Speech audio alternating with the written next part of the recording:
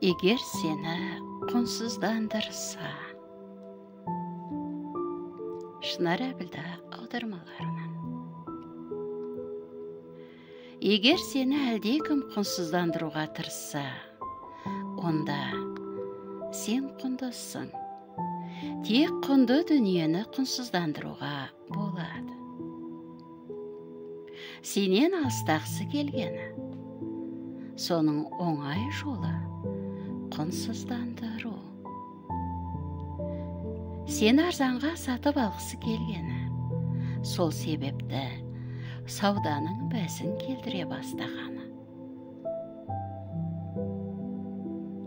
Сенің есебіңнен өзінің құнын арттырғысы келгені,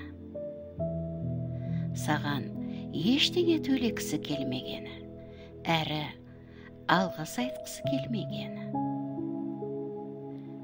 Сенің құндылығыңды әлдекімнің әлсіз санасы көтере алмай қиналғаны. Әлдекім өзін сенімен салыстырып, өзінің жеңіліп бара жатқанын түсіне бастағаны. Сені кездестіргелі бері әлдекім өзгергісі келмей аласырып жатқаны. Әлдекім сенімен қарым-қатынастан басын алып қашып, айырылысу, көңілі қалу, салыстыру, жақындай алмау, алыстап қалудың зардабын тартпас үшін құнсыздандырады. Сен әлдекімнің жүрегін дір еткізгенің.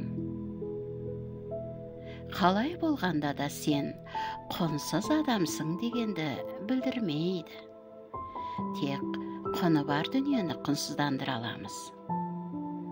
Осыны ұмытпағын. Аглая Датичидзе.